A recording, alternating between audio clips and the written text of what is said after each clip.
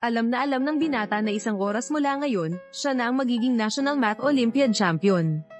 Pero pinili niyang umatras sa kompetisyon sa mga sandaling iyon. Dahil iyon lang ang paraan para mabuhay siya. Sa nakaraang buhay niya, matapos manalo sa Math Olympiad, pinagbintangan siya ng buong pamilya niya na nangopya sa kapatid niyang lalaki. Dahil hindi lang parehong-pareho ang mga sagot nila, kundi mas maaga pa nagpasa ng papel ang kapatid niya. Pero kahit anong paliwanag niya, hindi naniwala sa kanya ang pamilya niya. Kinakapatid niya ay nagpakita pa ng inosenteng itsura. Pero unti-unti niyang ginabayan ng buong pamilya para magalit sa kanya. Sa simula pa lang, kinasusuklaman na ng buong pamilya ang binata dahil sa pagpapalitan nila noon at sa kanyang hamak na pamumuhay. At sa sinasadyang paggabay ng kinakapatid, naniwala silang lahat na nangopya ang binata. Walang awa pa siyang tinuya, na tanging isang tulad niyang galing sa mababang uri ng lipunan ang gagawa ng pangongopya. Pinalayas pa nila ang binata sa bahay. Pagkatapos, dahil natakot ang kinakapatid na mabubunyag ang katotohanan, sinadya niyang sagasaan at patayin ang binata. Hanggang sa bago siya mamatay, nalaman niya mula sa kinakapatid na kapag 1 metro ang layo sa kanya, maririnig nito ang nasa isip niya. Kaya naman, palagi nitong tahimik na nakukopya ang mga sagot niya, at mas maaga pang nakakapagpasa ng papel. Ngayon, hindi lang napatunayan ang krimen niyang pangongopya, kundi matapos patayin ang binata. Tuluyan na siyang papalitan bilang young master ng pamilyang Jiang. Pagkasabi nito, direkta niyang hinampas ng pamalo hanggang mamatay ang binata siguro, kahit ang langit ay hindi na natiis ang ganitong kalunos-lunos na wakas. Binigyan nito ang binata ng pagkakataong mabuhay muli. Muling iminulat ang mga mata at bumalik sa araw ng Math Olympiad yamang binigyan ako ng langit ng isa pang pagkakataon. Sa pagkakataong ito, sisirain ko ang reputasyon mo, at kayong lahat. Ako dapat ang tunay niyong anak at kapatid. Pero mas pinili niyong paniwalaan si Jiang Yuan, isang ampon. At hindi ang isang tulad kong kapamilya. Hindi kita tatawaging ama, aatras ako sa kompetisyon sa mga sandaling ito, ang mangmang na pamilya ay masaya pa para sa ampon. Lingid sa kaalaman nila, nang marinig ng ampon ang balitang ito, bigla siyang nag-hysterical at gustong pigilan ng binata sa pag-actress. Ang ganitong kakaibang kilos ay ipinagtaka ng lahat. Sinamantala ng binata ang pagkakataon para tanungin siya. Jiang Yuan, bakit ka kinakabahan? Kapag umatras ba ako, hindi ka na makakasagot ng mga tanong. Jiang Bei, hanggang ngayon ba naman, nagagawa mo pang siran si Jiang Yuan? Tao ka pa ba? Ako ang naninira sa kanya. Siya ang palaging naninira sa akin. Hindi ko maintindihan ako, si Jiang Bei, ang tunay niyong anak siya ay isang ampun lang. Bakit palagi niyo siyang pinaniniwalaan? At hindi ako? Ano, dahil sa ampon? Para sa ampon, pinapaatras ang tunay na anak sa kompetisyon. Naniniwala akong kung ibang bagay ito, siguro mapag-uusapan pa. Pero sa bagay na ito, hindi namin kailangang maniwala sa iyo. Dahil bago ka bumalik sa pamilya namin, isa ka lang hamak sa lipunan. Itong taong ito na puno ng masasamang ugali. Hindi tulad ng aming si A. Yuan. Mula pagkabata, mayroon na siyang mga tanyag na tutor at nakatanggap ng mataas na edukasyon. Bakit kami maniniwala sa iyo? Habang tinitingnan ng kanyang pamilyang nalilinlang ng ampon, tinamad na ang binata na magpaliwanag pa. Pinilit lang niyang umatras sa kompetisyon. Ito ang ikinataranta ng ampon na palaging umaasa sa pangongopya sa iniisip ng binata.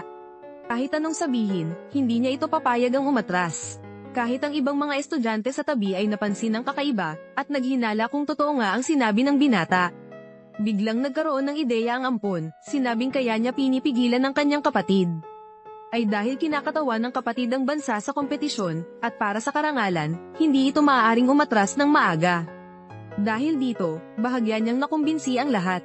Habang tinitingnan ng nahihirapang ampon, napuno ng saya ng paghihiganti ang puso ng binata. Pero syempre, hindi niya ito basta-basta palalampasin. Kaya, nagpanggap muna siyang sumang-ayon na hindi na aatras, pero agad ding humiling na magpalit ng upuan. Nang marinig ito, muling kinabahan ng ampon nito ang tunay na paghihiganti ng binata.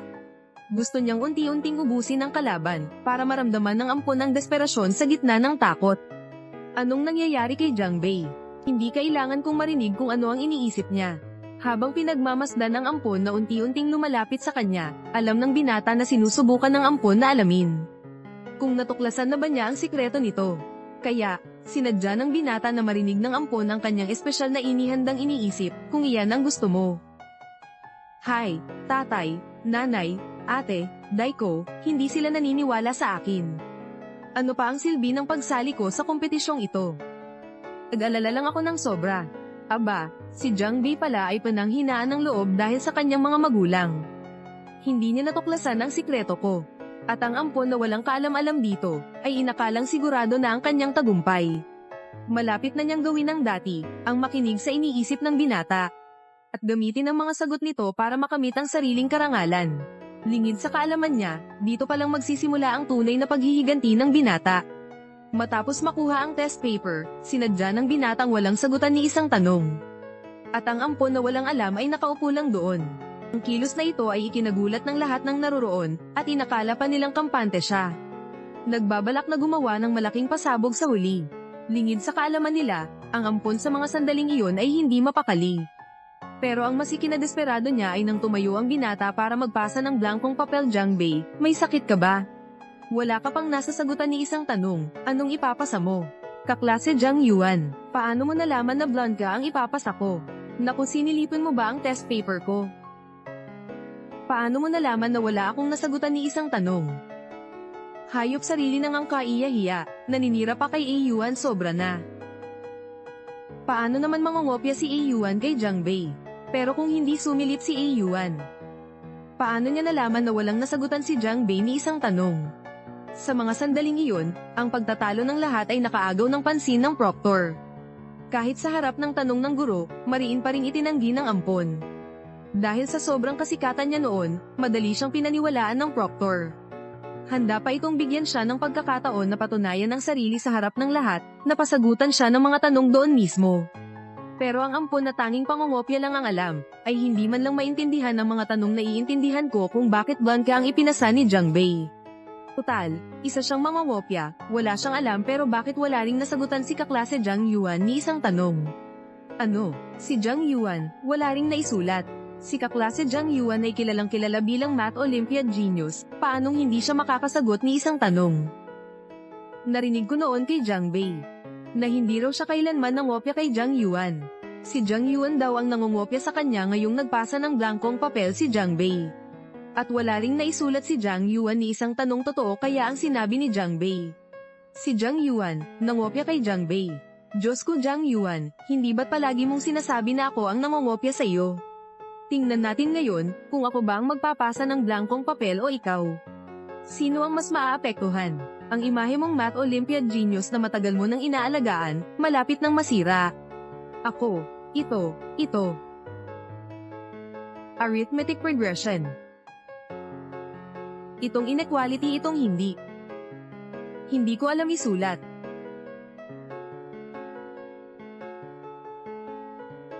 Hindi ako marunong sumulat.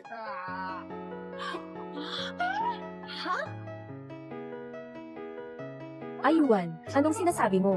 Hindi ka marunong sumulat. Ayuan, ikaw. Ayuan, hindi marunong sumulat. Hindi ba totoo? Laging totoo ang sinasabi. Yung kumopya ay hindi si Zhang Bei. Si A. Yuan iyon. Imposible. Paano naman makopya ni A. Yuan? Yung tao sa Zhang Bei. Para kay A. Yuan namin. Kaya paano niya makopya si Zhang Bei? May dahilan talaga dito. Tama. Ayo, hindi maaaring manggopya si Ayo. Bakit si Ayo ay hindi makasagot sa kahit isang tanong? Ano ang sinabi ni Zhang Yuan? Hindi makasagot. Ito, hindi ba siya ang henyo sa Olympiad? Wala siyang nasagutan. Tiyak na may problema dito. Totoo ba ang sinasabi ni Zhang Bei? Matagal na bang nangongopya? Hindi si Zhang Bei, kundi si Zhang Yuan. Kaibigan Zhang Yuan, hindi ka ba henyo sa math? Bakit hindi ka makasulat? Ayaw kong sumulat. Dati ba ay kinokopya mo ako? Kaibigan Zhang Yuan, sa mga marka mo, imposible na makasagot ka kahit isang tanong. Sabihin mo sa akin, bakit hindi ka man lang nagsulat ng kahit isang sagot? Siguro. Gaya ng sinabi ni Zhang Bei classmate, ikaw ang matagal nang nangopya. Hindi siya. Zhang Bei. Sisimatin mo. Sisi ko, classmate Zhang Yuan. Kung hindi mo magawa ang tanong, kasalanan ko na iyon. Hindi ka naman palaging ganun. Isang henyo sa math competitions. Palagi mong sinasabi, na kinopya ko ba ang sagot mo? Bakit? Kahit hindi ako nagsusulat, hindi ka rin nagsusulat. Bakit? Hayaan mong sabihin ko sa'yo, Zhang Yuan. Palagi kang nangongopya. Ikaw si Zhang Yuan. Tama ba? Sagutin mo ako. Palagi kang nangongopya. Ikaw ang laging nangongopya, Zhang Yuan. Tama ba? Sagutin mo ako. Hindi ako nangungopya. Pero malinaw na ikaw ang laging nangungopya. Putang ina, Jiang Bei. Hindi mo kinopya sa akin. Gawa ni Jiang Yuan. Kaya gawin mo yung mga tanong. Maniniwala ako sa'yo. Hindi mo kinopya sa akin. Gawin mo yung mga tanong na ito. Lahat ng kaklase, maniniwala rin ako na hindi ka nangopya. Kung hindi mo magagawa. Ibig sabihin, palagi mong kinokopya ako. Classmate na si Jiang Yuan. Anong nangyayari sa'yo? Hindi mo man lang masagutan ng isang tanong. Siguro palagi mong kinokopya si Jiang Bei. Classmate na si Jiang Bei. Guro. Itong mga tanong. Paano ko naman? Maaaring hindi makagawa. Kung kaya kong gawin. Ipakita mo sa lahat. Oo nga, ipakita mo sa lahat. Yuan, ano ba talaga ang nangyayari? Sinasabi mo ba talaga na nangopya ka kay Jiang Bei? Anak. Nanay ay tiyak na naniniwala sa iyo. Hindi ka nangopya kay Jiang Bei. Magmadali kang sagutin ng ilang tanong. Para mapaniwala ang lahat. Oo, Yuan. Hindi ka talaga pwedeng manggupya. Gumawa ka lang ng 2 tanong. Patunayan mo sa lahat. Sobrang kakaiba ni Yuan ngayon. Bakit ganito? Hindi ba? Palagi na, ang nagnakaw ng sagot ay si Yuan. Hindi si Jiang Bei. Guro. Hindi alam ang mga tanong na ito. Kaya't hindi ko alam. May dahilan ito. Ano ang dahilan? Sabihin mo na, iyan. Lang. Jiang Yuan, tingnan ko kung ano ang dapat mong gawin. Ngayon. Gusto kitang pabagsakin at mapahiya, para malaman ng lahat ang tunay mong mukha. Sige, sabihin mo nga, anong dahilan? Sumpa, Jiang Bei, lahat ng ito ay dahil sa iyo. Ano ang gagawin ko? Ano ang gagawin ko? Hindi ko talaga alam kung paano ito sagutin. Pansamantalang itinigil ang laban. Kakatanggap lang ng balita, may problema sa pagsusulit ngayon araw. Ano ang sinabi mo? May pagkakamali sa pagsusulit. Kaya tatanggap lang namin ng abiso mula sa komite. Tungkol sa laban ngayon. Sa pagsusulit na papel, may isang tanong na naglalaman ng lohikal na pag-iisip na tanong. Kaya ang pagsusulit ngayon, lahat ay walang bisa. Halos nakalimutan ko na, noong nakaraang buhay sa pagsusulit, nalaman ko na may mga hindi makatuwirang bahagi. Noong panahong iyon, sinabi ko sa mga hukom, ngunit hindi ito pinansin. Mga tanong sa pandaigdigang paligsahan sa math, lahat pwedeng magkamali. Grabe, naiintindihan ko na. Sigurado siyang nakita na niya noon pa, kaya hindi na niya sinulat. Ganun pala yun. Di hamak na isang math genius. Kaya nitong mapansin lahat iyon. Akala ko si Jiang Yuan, talagang nagnakaw ng ideya sa Jiang Bei, kaya hindi ito masusulat. Halos nahuli na kami. Napaloko si Jiang Bei. Dito lang tayo, na walang katarungan. Jiang Yuan. Mga kaklase, matagal ko nang napansin ang mga tanong na ito. May problema. Kaya hindi ko isinulat.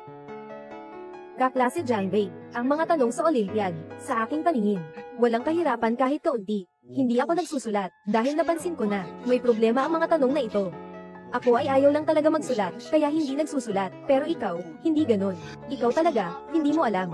Dahil, ikaw ay isang taong marunong lang, yung mga nangopya ng sagot ng iba. Ganon pala yun. Mukhang, mali ang akala namin kay Yuan. Halos naloko tayo ni Jiang Bei, ng lalaking ito. Sabi ko na nga ba, si Yuan namin, paano naman hindi niya malalaman? Ay, ang awa ng batang si Yuan. Kitang-kita niya na may problema, pero siniraan pa siya ni Jiang Bei.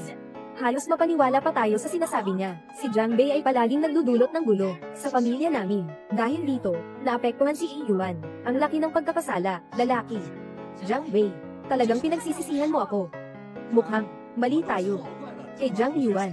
Nalaman na pala niya ang problema. Kaya hindi siya nakasagot. Itong estudyante, nalaman pa nga, ang problema sa mga tanong sa pagsusulit, talagang kahanga-hanga. Jiang Yuan, talagang henyo sa math. Noong nakaraan, halos nagkamali ako sa iyo. Guro, pasensya na. Guro, sobrang bait ninyo. Nag-aya rin kayo ng ilang kaklase. Kaklase Jiang Bei, hindi mo kaya gawin mag-isa. Huwag mag-akusa ng iba, dahil magkakaroon ito ng malubhang epekto kay Jiang Yuan. Guro, wala akong mga kalahok sa Olympiad sa matematika. Pansamantalang itigil ang bagay na ito. Kailangan nating pag-usapan ito. Ikaw, lalaki ka, pinasinungalingan mo ang kapatid mo sa harap ng lahat. Tao ka pa ba?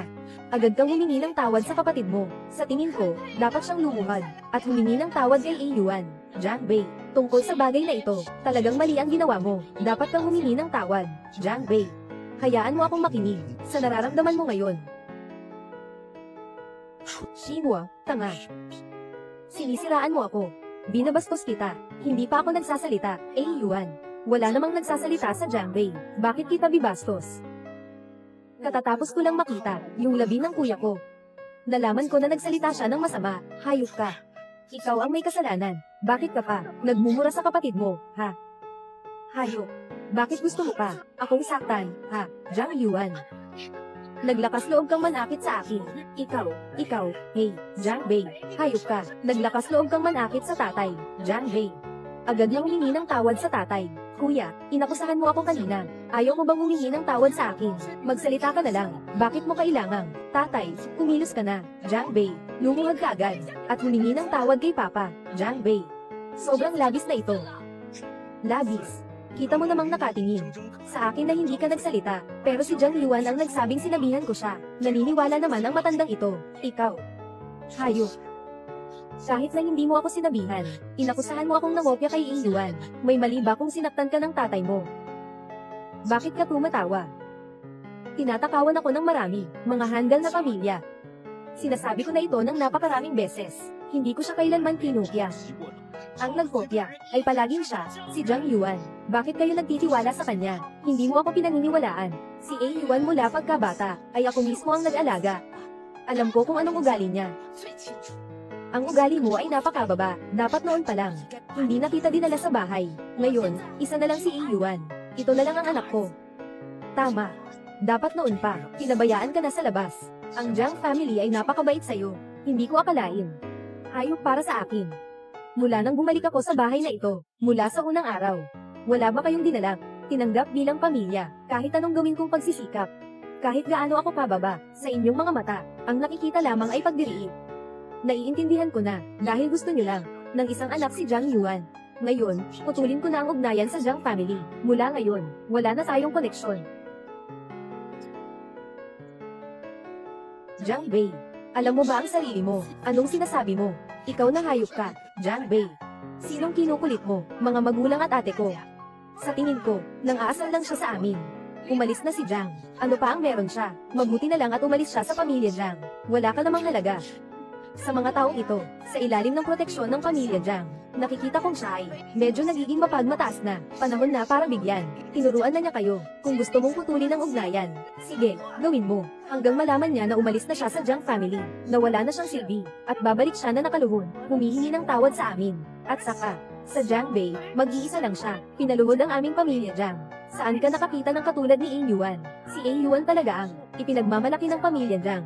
Kapag nakuha ni Yuan ang nakuha ang unang pwesto, pumasok sa Ivy League, malalaman niya kung ikukumpara kay Yuan na wala ng anuman. Magaling kang umalis sa Jiang family. Wala kang kahit anuman. Kaya tigilan na. Tingnan natin kung ano ang gagawin niya sa huli. Mga magulang, ano ba ang sinasabi niyo? Kahit na ginawa ni Jiang Bei, kahit pag-aano kang aming mali, hindi naman ito dahilan para maputol ang ugnayan. Ako ang magpapasya tungkol dito. Putulin siya. Ang ate lang ang makakapagsabi sa kanya na umalis siya sa Jiang family. Wala na siyang halaga para magbago ng tuluyan ang masamang ugali niya. Tama. Simula ngayon, wala na akong kinalaman sa inyo, pamilya Jiang. Wala na akong kahit anong ugnayan. Sinasabi niyo palagi si Jiang Yuan. Siya ang inyong ipinagmamalaki. Kapag malaman niyo, si Jiang Yuan ang taong nangopya, sana mapanatili ninyo. Ngayon ang pagmamalaki, mga kaibigan, matapos ang agarang talakayan ng komite. Magsisimula muli ang pagsusulit. Dahil sa oras, hindi na makapagbigay ng papel na pagsusulit. Nugget ng emergency ang komite. Sa Hongmeng na bangko ng mga tanong sa math competition. Mula sa Hongmeng na bangko ng tanong, pumili ng 10 tanong ng random. Sino ang makakagawa ng pinakamarami bilang unang pwesto sa pandaigdigang paligsahan sa matematika? Maari kang kumain sa pampublikong kainan. Ano? Hongmeng Math Challenge Bank, yung mga tanong sa bangko, pinakamahirap na problema sa Olympiad sa matematika sa buong mundo. Naalala ko na ang Hongmeng, mga tanong mula sa bank ng mga problema sa Olympiad, ay mula sa pandaigdigang kompetisyon sa Olympiad sa matematika. Pinakamahirap, sinasabing may isang laban. Nagsimula na rin ito, Hongmeng na koleksyon ng mga problemang matematika. Sa resulta, walang sino man sa taong iyon, walang sino man ang nakasagot ng tama sa kahit isang tanong. Napakahirap nito, mas mataas ito ng ilang dekada kaysa ngayon. Tama. Maaari kong sabihin ng may pananagutan, na ang hirap ng mga tanong sa pandaigdigang Olympiad sa matematika, mas mahirap ito kaysa sa exam na kanina lang ninyo ginawa, higit sa 20 beses ang hirap. Ngunit dahil dito ay mahirap, kaya nitong matukoy ang inyong antas ng Olympiad sa matematika. Kung may mga kaklase na nahihirapan, maaaring pumili ng umalis. Harmonious na tanong. Gagawin ko ito sa aking kakayahan, dapat walang problema. Mabuti na rin naputulin ang ugnayan sa pamilya Jiang. Kaya ipapakita ko sa inyo kung sino talaga ang nagnakaw ng ideya. May tiwala ba si Ing Yuan? Paano naman mawawala ng tiwala si Ayuan? Siya ang ating ang henyo sa lahat sa pamilya Jiang. Ayuan, naniniwala ang ikalawang kapatid na babae sa iyo. Siguradong makakakuha ka ng unang pwesto sa pagkakataong ito. Hindi tulad ng ibang tao. Siguradong mabibigo na naman. Hindi mo ba maintindihan ang tanong? Kailangan kong aminin. Talagang swerte si Jiang Yuan. Kaya niyang makalusot sa ganito. Pero ayos lang. Sa susunod na laban, ipapakita ko sa inyo na talagang maliwanag ito para sa inyo. Si Jiang Yuan ay isang basura. Sana sa mga oras na iyon, maging masaya pa rin kayo. Mama, Papa, Ate, at Bunso. Huwag kayong mag-alala. Sa totoo lang, ang mga tanong na ito, hindi naman mahirap sa akin. Sa pagkakataong ito, sisikapin kong makapasok na may pinakamataas na marka sa Ivy League ng Amerika. Ayos. Ito ang tunay na mabuting anak ng Jiang pamilya. Ting. Jiang Wei. Ano man ang gusto mong gawin. Ngayon ang wakas, hindi mo maiiwasan. Hindi lang kita, gagawing may kasalanan sa pangungopya, at paalisin sa paaralan. Papalakarin ko pa ang iyong dignidad. Papasok sa Ivy League ng Amerika, mga magulang ng mga estudyante, mangyaring umalis ka agad sa lugar ng pagsusulit, agad na magsisimula ang ikalawang round ng pagsusulit.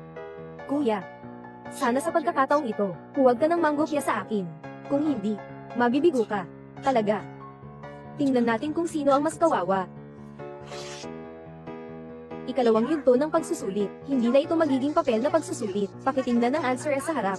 Ang mga patakaran sa susunod na pagsusulit ay, dalawang estudyante ang sasabak sa stage bawat pagkakataon. Sabay na sisigot, lahat ng tanong. Pareho lang, bawat beses, 10 tanong. Sagutin ang mga tanong. Pinakamadaming sagot ay para sa pagkakataong ito, sa buong mundo na Math Olympiad. Unang pwesto. Susunod, yung mga estudyanteng binanggit ang pangalan, pumunta na sa harap para sumagot.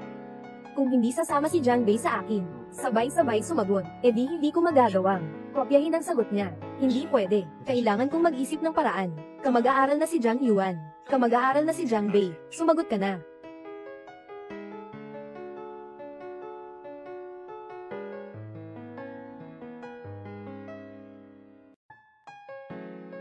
Simula na ang pagsagot. Jiang Wei, magmadali ka na sa pagsagot. Hayaan mong pakinggan ko kung paano mo sinagot ang tanong. Maaari mong simulan ang tanong na ito gamit ang paraan ng pagnutas ng ekwasyon. At saka,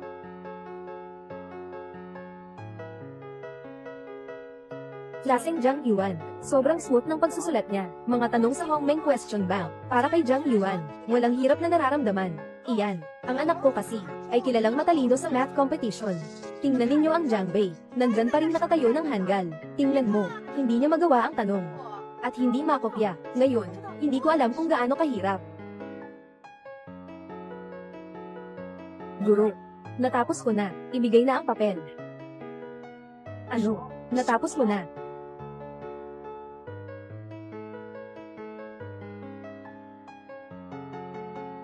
Classmate Jiang Wei, bakit wala kang nasagutan? Pero naipasa ko na ang papel na ito. Ngayon, nakatitig na ang lahat. Hindi mo pwedeng gayahin ang isinulat ko, ha? Ang galing ni Ing Yuan. Itong mga tanong na ito, para sa iyo, walang kahit anong hirap. Huwag kang mag-alala, nandito kami para bantayan siya. Kung muling manggopya siya sa iyo, hindi namin siya palalagpasin. Tama. Kung ang taong ito, muling manggopya sa iyo, siguradong hindi namin siya pababayaan. Ang galing talaga ni classmate Jiang Yuan. Tunay na isang genius sa Math Olympiad. Ngayon, may mga tao sigurong mahihirapan na. Siguro hindi nila inasahan na mabilis makasagot si Jiang Yuan. Jiang Wei, ano man ang mga plano mo. Ang wakas ngayon, hindi mo mababago. Gusto kong hindi lang mapanagot ka sa paratang na pangungopya at paalisin sa paaralan. Papalakarin ko pa ang iyong dangal. Pumasok sa Ivy League ng Amerika. Jiang Wei, bakit hindi ka pa nagsusulat? Naiintindihan ko na, dahil sa ngayon, hindi makakopya ng estilo ni Ing Yuan, kaya hindi na makasulat, di ba? Ikaw talaga. Maging may lakas ng loob na putulin ang ugnayan sa pamilya Jiang. Ngayon, tingnan natin kung ano ang gagawin mo.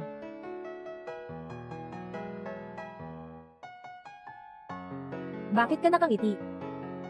Guro, Jiang Yuan, tapos nang sagutin ang lahat ng tanong sa pagsusulit, baka, unahin nating tingnan ang mga sagot niya. Ang sagot ko, tiyak na lahat ay tama.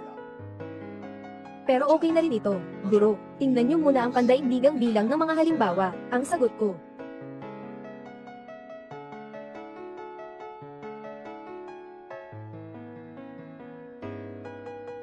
Classmate Zhang Yuan, ano bang mga isinulat mo?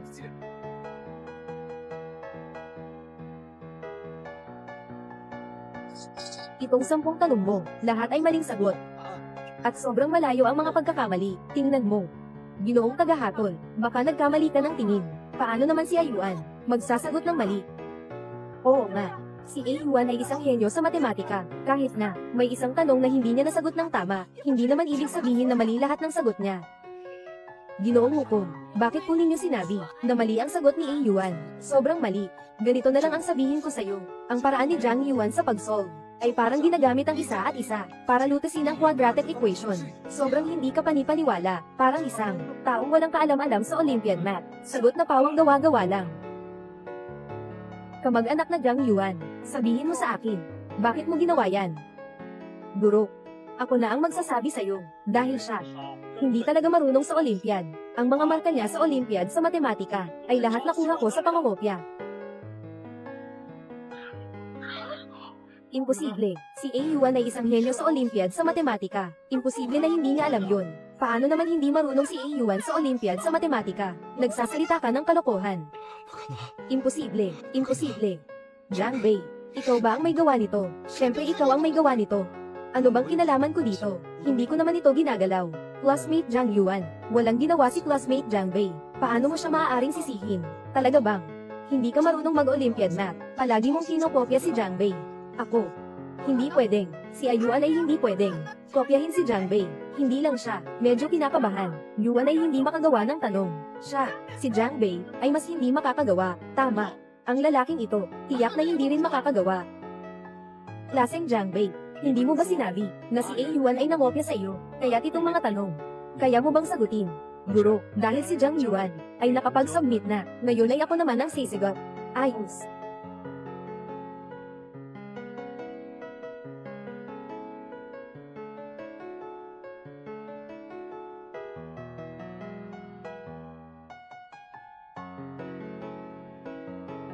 Itong tanong, nabibili sa buong mundo may ganitong paraan pa palang solusyon. Hindi pa naririnig. Tingnan mo ang solusyon sa problemang ito. Sobrang galing talaga. Ako pa nga di makakaisip niyan. Kaya pala nagawa ni Zhang Bei. Hindi ba niya sinasabi lagi na kinokopya niya si Zhang Yuan? Na kinokopya si Zhang Yuan. Walang tamang sagot sa mga tanong. Pero si Zhang Bei na nangopya ay nakagawa ng tama. Sino ba talaga ang nangopya? Hindi ba't dati? Totoo ang sinabi ni Zhang Bei na palagi palang nangopya si Zhang Yuan. Ang taong ito, paano siya makakagawa? Ayuang, sabihin mo sa akin, bakit ito? Hindi ba't sinabi mo na palagi itong Zhang Bei na nangungopya sa iyo? Bakit niya magagawa iyon? Imposible. Yung study anti sa Zhang Bei, paano niya magagawa iyon? Yung mga tanong na ito, siguradong peke iyon. Wang Yi, tumahimik ka. Hinahayaan mo bang magduda ka sa dalawang murado na nakikipag-arte sa Zhang Bei? Sira ang Zhang Bei. Anong gagawin ko? Anong gagawin ko? Guro, tapos na ako. Klaseng Zhang Bei, ikaw ay nagbigay ng napakalaking gulat sa guro. Itong 10 tanong na ito ay lahat tama. At saka, paraan ng paglutas, napakaliwanag, kakaiba. Interesado ako sa kakayahan ni Zhang Bei. Bakit palagi sinasabi nilang nangongopya ka? Dahil palagi siyang nangongopya, siya yun. Zhang Yuan. Huwag kang sinungaling. Paano naman maaring manggopya si Ayuan? Inuunjok mo lang ng kasinungalingan. Tama ka. Mula pagkabata, magaling na si Ayuan. Palagi siyang magaling. Kinikilala siyang isang math genius. Paano siya mangongopya? Ikaw na lalaki. Nasa ganitong sitwasyon na, nagsisinungaling ka pa sa kapatid mo. Hindi ka na ba tao? Anong tinatawanan mo? Tawa. Kayo ay isang grupo ng mga tanga na parang baboy. Lalaki, sabihin mo ulit sa akin. Gumawa ka ng paraan. Mag-isip ka ng mabuti. Yung anak mong si Zhang Yuan, noon, hindi nga pumasa. Mga taong hindi pumapasa. Kailan lumabas ang kanyang talento sa Olympiad sa matematika? Kailan ito naipakita? Papa, parang pagkatapos naming bumalik mula sa Zhang Bei, si Zhang Yuan ay mayroon lamang ipinakita ang kanyang talento sa Olympiad sa matematika. Anong ibig sabihin yan? Kami ni Ayuan, medyo nahuli sa pag-unawa sa Olympiad math. Maayos naman ito, di ba? Late ang pag-unawa. Tanungin mo si teacher. May late na pag-unawa sa Olympiad math. Ganun pala. Matematika. Iba ito sa ibang mga asignatura. Walang sinasabing huli na sa pag-unawa. Kung alam mo, alam mo. Kung hindi mo alam, hindi mo alam ah. Ano ang ibig sabihin nito? Ang ibig sabihin ay, ang iyong mabait na anak na si Jiang Yuan. Walang talento sa math competition talaga. Ang talento niya ay, kinopya lang niya sa akin. Yuan, totoo bang sinabi niya yun? Hindi totoo. Kaya, ano ba talaga ang nangyayari? Ako. Impossible. Jiang Bei. Hindi ka nagsasabi ng totoo. Yuan, matagal na siyang mabait. Paano naman niya magagawa itong klase ng bagay? Siguradong ikaw ang nagsisinungaling tungkol sa kanya. Malinaw na ikaw ang nangopya kay Ayon. Tama. Si Ayon ay hindi kailanman gagawa ng ganitong bagay. Ikaw, lalaki, hanggang ngayon ay nagbibintang ka pa rin. Sige, sabihin mo sa akin, bakit itong mga tanong? Kaya kong gawin ito, pero si Jiang Yuan, hindi niya kaya. Kung totoo ang sinasabi ni Jiang Bei, kung gayon, sa lahat ng panahon, lahat tayo, ay mali na inakusahan si Jiang Bei. Kawawa naman si Jiang Bei. Yuan, sabihin mo sa ate, ang sinabi ni Jiang Bei, totoo ba talaga yun? Yuan, sabi niya, totoo ba talaga yun? Sabihin mo nga, Yuan. Yuan, sinasabi niya na hindi totoo, di ba? Hindi ka talaga pwedeng magnakaw ng trabaho. Tingnan mo ang attitude ni Jiang Yuan. Malinaw na totoo na nga, yung taong nagkopya, palaging si Jiang Yuan, hindi si Jiang Bei. Isang tao na palaging nagnanakaw ng ideya, ngunit sinisiraan ang mga taong tinakawan. Ito si Jiang Yuan, napaka nakakainis. Palagi tayong naloko ni Jiang Yuan. Pasensya na, Jiang Bei. Ngunit hindi namin alam ang detalye, normal lang yan. Pero, ang pamilya ni Jiang Bei, bakit hindi malalaman? Tama. Sa mga ganitong bagay tulad ng plagiarism, kung mag-iimbestiga lang ng basta-basta, malalaman mo ang katotohanan. Hindi ba nag-iimbestiga ang pamilya ni Jiang Bei, kahit kaunti? Hindi nakapagtataka na si Jiang Bei ay nakipaghiwalay sa pamilya, sariling kamag-anak niya, ay hindi siya pinaniniwalaan, ngunit naniniwala sa isang ampon, si Xiao Bei. Lahat ng kasalanan dati kay ate, palagi kitang sinisisi. Huwag mong sisihin si ate, okay, lahat ay huli na. Ako at ang pamilya mong Jiang, ay naputol na ang ugnayan. Simula ngayon, wala nang koneksyon. Jiang Bei, huwag ka na ring magkalat ng gulo. Sinasabi mo na, ikaw ay tao ng pamilya Jiang. Paano mo masasabing putulin ang ugnayan? Tungkol sa nangyaring pangangopya, sala ni Ayuan iyon. Napalitan ka ng pagkakamali, huwag mo na ring isipin yon. Walang masama. Hayaan mong humingi ng tawad si Yuan. Nabiktima din kami, di ba? Si Yuan ay mabait mula pagkabata. Siya ang nakababatang kapatid. Ikaw ang nakatatandang kapatid. Kaya't nagkamali siya sa pagkakataong ito. Ano bang nakakapanghinayang dito? Gina, Jiang, ako isang estranghero. Hindi na makatiis. Ito ay hindi na tungkol sa pagkiling kay Jiang Yuan, kundi sa pagpapabeya. Sa tingin mo ba hindi mahalaga ang pangungopya ni Jiang Yuan kay Jiang Bei? Pero naisip mo na ba? Laseng Jiang Bei, sa loob ng mahabang panahon, palaging inakusahan ng pangungopya. Naranasan ko, ilang tingin ng pagtutunggali, ilang tao ang hindi nakakaintindi sa akin. Gaano kasakit sa puso. Ako rin ay isang ina, may mga anak din ako. Palaging naiintindihan na plagiarismo, hindi ko siya palalampasin. Sa mga ganitong pamilya ninyo, naiinis ako para kay Jiang Bei. Hindi ito makatarungan. Hindi naniniwala sa sariling anak, ngunit naniniwala sa ampon. Nasa harapan na ang katotohanan. Bakit kailangan pang paboran ng ampon? Gusto ko sanang itanong, silang dalawa, sino ba talaga ang iyong tunay na anak? Kailangan ni Jiang Yuan na humingi ng tawad sa Jiang Bei daw. Patawad.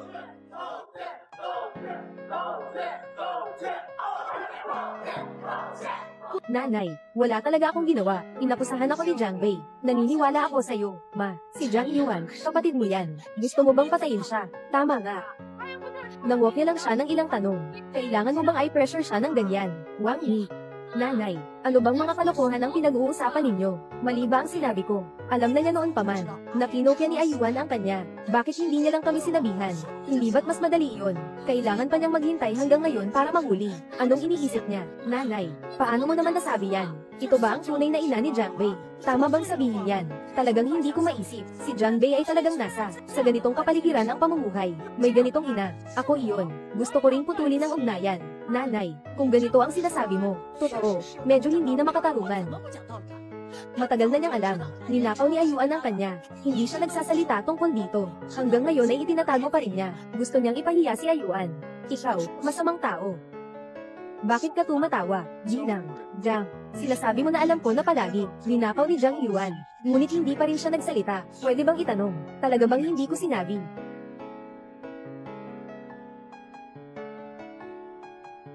Sabi ng kapatid mo, ninakaw mo ang kanya. Bakit mo ito ginawa? Nanay, Hindi ko siya linakawan. Siyang nangopya sa akin. Maaari akong patunayan ng guro. Napakatalino ng kapatid mo. Bakit siya mangongopya sa iyo? Siyang nangopya sa kanya. May lakas ka pang magtanggol.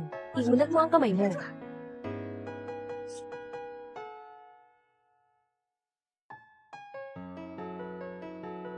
Matagal ko nang sinabi sa iyo, hindi ko siya kinopya, Jiang Yuan. Pero naniniwala ka ba? Mula nang pumasok ako sa bahay na iyon, mula sa unang araw, hindi mo ako itinuring na anak. Palagi mo akong tinatawag na mababang tao.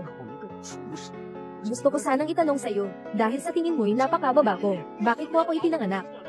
Hindi ako yun. Ako. Gusto ko lang na maintindihan mo, tumahimik ka na. Gusto mong maintindihan. Hindi pa ba ako sapat na nakakaintindi? Kapag ikaw ay may sakit ng ulo, hindi ako natutulog buong gabi. Para sa iyo, nagluluto ako ng ginseng soup. Nagtatrabaho ako habang nag-aaral. Nagbigay ako ng ganito para aming sakripisyo. Nakatanggap ka ba ng kahit isang ngiti? Ano? Ikaw ang nagluto ng ginseng soup. Yuan. Ikaw ba ang nagluto niyan? Ako. Totoo na ako ang nagluto ng samjetang. Huwag kang pakinggan ang sinasabi ng kuya ko. Hindi pwedeng mangyari yun. Tuwing sumasakit ang ulo ni nanay, sopas ng ginseng, lahat ni Yuan ang nagluto. Oo, Jiang Bei, madam namin ang makapapatunay. Sopas ng ginseng, si Yuan ang nagluto para kay mama. Oo nga, yung katulong namin. Sigurado ka bang sinabi ng yaya, ito ng personal? Siyempre, siya mismo ang nagsabi nito. Kung hindi ka naniniwala, nasa labas ng eksaminasyon si Ate Gui. Papapasukin ko siya, para makapagharap kayo, nanay. Kailan dumating si Dinang? Gui, huwag kang makinig kay Jiang Bei, na nagsasalita ng kalokohan dito. Siyempre, hindi ko siya pakikinggan. Kalokohan. Gusto ko lang, na mahuli siya sa kanyang kasinungalingan. Bilang dagdag, ibabalik ko ang iyong kailanawan. Dinang Gui, pumasok ka na. Ginoo. Dinang Gui, tatanungin kita, tuwing sumasakit ang ulo ko, sino ang nagluto ng sabaw ng ginseng para sa akin? Si Ate Gui, mahalaga ang bagay na ito para sa aming pamilya. Napakahalaga nito. Sino ba talaga ang nagluto ng sabaw ng ginseng para sa mama? Ginang. Binibini. Sa totoo lang, tungkol sa bagay na ito, hindi dapat ako, isang katulong, ang makialam. Ngunit dahil tinanong ninyo, kailangan kong sabihin ito. Kung hindi ako mapapakalma. Ginang, tuwing masakit ang ulo mo. Si Ginoo Jiang Yuan, ang nagdadala ng ginseng soup sa'yo. Narinig mo ba? Pero, yung ginseng soup na yun, ay si Ginoo Jiang Bei mismo, ang nagluto para sa'yo. Ayun. Totoo ba ang sinabi ni Ate Gui? Nanay, huwag kang makinig kay Ate Gui, na nagbabaluktot ng katotohanan. Ang sabaw ay talagang ako ang nagluto. Ate Gui, ano ba talaga ang layunin mo? Hindi ba't ikaw, ay nakipagsabuatan kay Jiang Bei, para sabay-sabay tayong lokohin ang nanay ko? Ate Gui, palagi kitang itinuturing na pamilya. Alam mo, ang magiging resulta ng panlilinlang sa akin, kung magsisinungaling ako, sana'y magalit ang langit. Ginang, hindi mo alam, ang binata ng Jiang Bei, para makapagluto ng sopas na ginseng para sa iyo. Hindi siya natulog buong gabi, para lang masiguro na madyay gising ka, ay makakakuha agad, lasapin ang pinakamasarap na sabaw ng ginseng. Pero, sabi mo dati, na ang sabaw ng ginseng ay niluto ni Yuan. Oo nga, Ate Gui, sabi mo dati, na ang mga sabaw ng ginseng, lahat ito ay niluto mismo ni Yuan. Iyan ay mula kay Ginoong Jiang Yuan. Pinilit niya akong sabihin ito. Sabi niya kung hindi ko siya susundin, itinataboy niya ako sa Jiang pamilya, at saka ako'y kakasuhan. Nagnakaw ng mga bagay mula sa Jiang pamilya, at ipapasok ako sa kulungan. Ako ay isang alipin. Hindi ko kayang hindi makinig sa kanya. Ginang, Gui, maaari mo bang, huwag magbula dito. Kailan ba kita tinakot? Ginang, hindi lang ito ang nangyari. Sa totoo lang, sa bahay, maraming nangyari. Naiintindihan niyo lang ang maling akala tungkol kay Jiang Bei. May iba pa bang nangyari? Ginoo Jiang Bei, para maglaga ng ginseng na sopas para sa asawa. Yung mga ginseng, kanya lahat ang perang kinita niya sa pagtatrabaho. Ano? Paano mangyayari yun? Kailangan pa bang magtrabaho ni Jiang Bei? Buwan-buwan, may allowance na ibinibigay ang pamilya Jiang. Hindi sapat ang pambili ng ginseng. Tama nga. Baon. Ginoo, Ginang. Ayon sa alam ko, simula nung bumalik si Young Master Jiang sa Jiang family, walang sino man ang binigyan niya ng kahit isang sentimo na baon. Sa kabilang banda, si Young Master Jiang, tuwing buwan, ang ginang, bigyan mo siya ng 1 milyon na panggastos. Pero si Young Master Jiang Bei, siya ang tunay ninyong anak. Bakit ganyan kayo sa kanya? Wala kayong ibinigay na kahit 1 sentimo. Tapos na. Sariling anak. Walang kahit isang sentimo, pero binibigyan ng ampon na ito, ng 100,000 piso bawat buwan. Anong klaseng mga magulang ito? Talagang hindi ko na kayang tiisin ito. Mga pamilya na parang masamang tao. Hindi nakapagtataka na si Jiang Bei ay nagputol ng ugnayan. Ako, matagal nang nagputol ng ugnayan. Paano magkakaroon ng isang tao na hindi pinapahalagahan ang sariling anak, at pinapahalagahan ang pamilya ng ampon? Walang mali sa sinabi ni Jiang Bei. Ang mga pamilya tulad ninyo, ay talagang bobo tulad ng baboy. Ano man ang sabihin ng ampon, iyon ang tama. Sariling anak, hindi ka man lang naniniwala sa isang salita. Ang pinakakainis ay si Jiang Yuan. Talagang masama ang ginawa niya. Sabihin mo sa akin, ano ba talaga ang nangyayari? Hindi ko na ba nasabi noon pa? Ang baon ni Jiang Yuan at Jiang Bei, pareho lang ang halaga. Bakit sinabi ni Ginang, boy, na wala siyang nakuha ni isang sentimo? Hindi ko alam ha. Wan Chi, hindi ko ba sinabi sa'yo, na nagbibigay ako ng pera kay Jiang Bei tuwing buwan? Nanay, medyo abala ako sa trabaho ngayon, kaya't pinapakuha ko kay Wan Yi, ng pera para sa kanya. Wan Yi, ano bang nangyayari dito? Sabihin mo. Ate, dapat sana'y ibibigay ko sa kanya ang pera.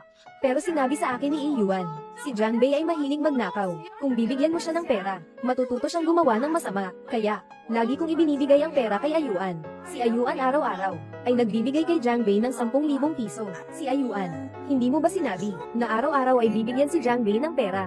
Bakit hindi mo siya binigyan? Ako.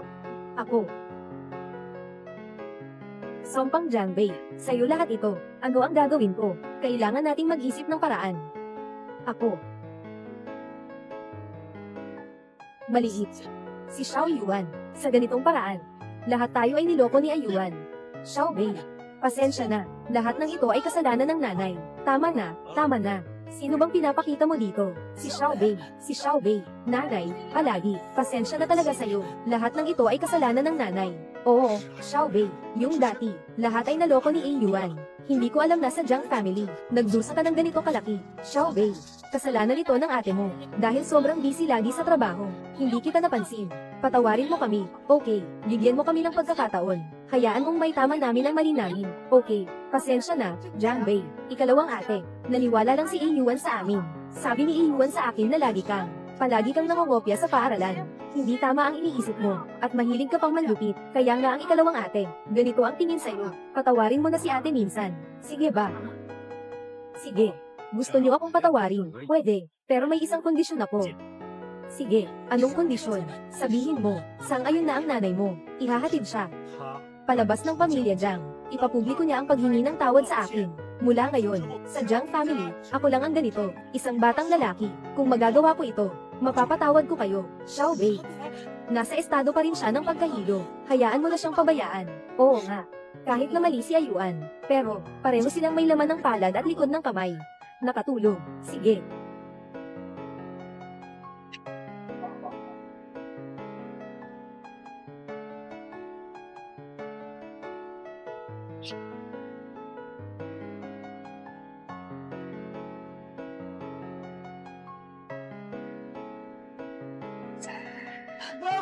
Kuya, anong ginagawa mo? Ako ang iyong kapatid. Gusto mo bang saktan ako? Inay, tingnan mo siya. Kahit ano paman, si Xiao Bei ay iyong kapatid. Tama, Xiao Bei. Kayo ay magkapamilya, ha? Ito ay nabali na buto pero nakakabit pa ang litid. Sa ganitong sitwasyon, mali si Yuan. Bilang kuya, dapat mas magpasensya ka. Tama ba, Jiang Yuan? Ano bang nagawa niya? Bakit kayong lahat ay kayang patawarin siya? Hindi ganito, Xiao Bei. Kahit na marami siyang nagawang mga bagay na nakasakit sa iyo, pero siya ay bahagi pa rin ng pamilya Jiang. Kaya't natural lang sa atin na parusahan siya. Tama, parurusahan natin siya. Ipaglaban mo ako, hindi na kailangan. Si Jiang Yuan ay tao ng Jiang. Pero ako, Jiang Bei, hindi na ako tao ng Jiang. Guro, gusto ko sanang itanong, tulad ng Jiang Yuan na ito, na umaasa sa pangongopya para makasali sa ating kompetisyon. Ano ang parusa ng komite? Kahit na si Jiang Yuan ay hindi nangopya sa pagsusulit na ito. Ngunit kung mapapatunayan, ang mga nakaraang marka ay nakuha sa pamamagitan ng pangongopya, kami ay bababawasan siya ng karapatan na makilahok sa mga kompetisyon. Bawasan ang karapatan sa kompetisyon. Kung ganoon, hindi ako makakapag-aral sa Ivy League. Hindi pwede. Hindi ako dapat mawalan ng karapatan. Dapat matagal na itong ginawa. Ang mga mandaraya tulad niya, ay walang karapatan, na sumali sa paligsahan sa matematika. Sa tingin ko, dapat na siyang palayasin mula sa arena, palayasin sa laro, palayasin sa laro, palayasin sa laro, palayasin sa laro. Anong nangyayari dito? Hindi ko alam. Baka may problema na naman sa laro. May nangyaring hindi maganda, di ba? Katatapos lang ng abiso. Hongmeng Mac Problem Bank. Inatake ng hacker. Ang mga tanong sa paligsahan na ito, maaaring nauna nang naibahagi. Jiang Bei, ikaw yun. Kaya pala itong 10 tanong. Kaya mong masagot lahat. Nalaman ko na ikaw ang nagnakaw ng tanong. Jiang Bei, gusto mong sirain ako. Hindi rin kita papayag ang makalusot. Tatay, nanay, hindi kailanman ako nagkaroon. Inagaw niya ang gawa ng kuya ko. Kuya ko. Kuya ko yun, para lang suran ako, kahit na ganun. Alam mo ba? Xiao Bei, may mali ang nakababatang kapatid mo. Pero, hindi mo dapat iniisip, wasakin ang kanyang kinabukasan. Sinasabi ko sa'yo, bakit, lagi mong pinakahati si Ayon? Akala ko gusto mong hilingin. Ang totoo tungkol sa pangungopya mo, talagang masama kang tao. Mukhang, sabi ni Ayuan na mahilig kang magnakaw. Hindi ito paninira sa iyo, Jiang Bei. Tama ba ang sinasabi nila? Totoo ba ang lahat ng ito? Oo nga. Noong nakaraan, ang mga tanong sa Hongmeng Olympian, kailangan lang sagutin ng tama ang isa. Sapat na para manalo. Ngunit si Jiang Bei ay nakasagot ng 10 tanong. Talagang medyo kakaiba ito. Kahit na siya ay henyo, hindi makakasagot sa mga tanong mula sa Hongmeng na matematika. Ngunit lahat ay tama. Talagang kainahinala. Pagnanakaw ng tanong sa pagsusulit, ngunit ito ay seryosong pandaraya. Kung talagang susuriin, maaaring makulong. Nasa ganitong sitwasyon na tayo, kayo ay patuloy pa rin nagtatanggol sa kanya. Talagang isang grupo kayo, mga tao na tanga tulad ng baboy, ikaw. Mga kaibigan, dahil sa mga insidente, na sunod-sunod na nangyari. Kaya, nagpa siya ang komite. Nakanselahin ang kompetisyong ito, lahat ng mga resulta. Tungkol sa kung mayroong nangyaring pandaraya sa mga tanong, ang komite ay mag-iimbestiga sa katotohanan. Ngayon, mangyaring umalis na ang lahat.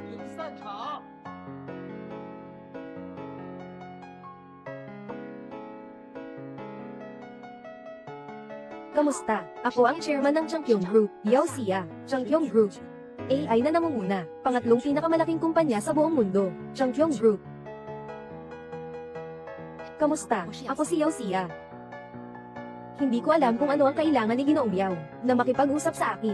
Sigurado akong si Ginoong Jiang ay may kaalaman tungkol sa aming Changkyong Group.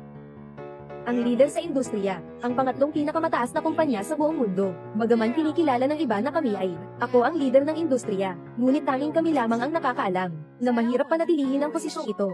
Hindi ito madali. Sa katunayan, may ilang grupo, na patuloy na gustong maungusan kami, upang mapanatili ang katayuan ng grupo. Sa loob ng 2 taon, patuloy akong naghahanap ng mga talento, ngunit hindi ko naman kilala, ang mga talento sa larangang ito. Mukhang nagkamali si Ginoong Yao sa paghahanap, Jiang Bei.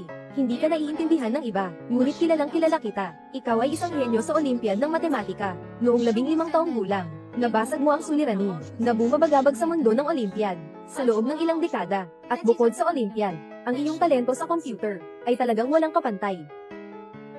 Paano mo nalaman? Kahit na ang tago mo ng mabuti, pero gamit ang lakas ng Chokong Group, gusto kong malaman ng buong mundo, kung sino ang nangunguna sa listahan ng mga hacker. Hindi ito mahirap. Jiang Bei, kailangan ko ang tulong mo. Dapat mong alam, ang grupo namin, ang Changkyong, ay nagde-develop ng mga bituin. Nakaranas kami ng mga problema. Isang grupo sa US, mukhang malapit ng lampasan ang Changkyong. Kailangan ko ang tulong mo. Basta pumayag ka lang. Ikaw ang CTO ng langit. Hindi lang ako makapagbigay sa iyo ng 1 bilyong taon-taon. Maari ko ring ibigay sa iyo ang 10% na bahagi. Ginoong Yao, mali ang pagkakakilala mo. Kahit na ang Changkyong Group, ang ibinibigay na benepisyo, talagang nakakaakit ito. Ngunit hindi ko pa natatapos ang aking pag-aaral. At saka, mas gusto kong ako mismo ang magtatag ng sarili kong kumpanya.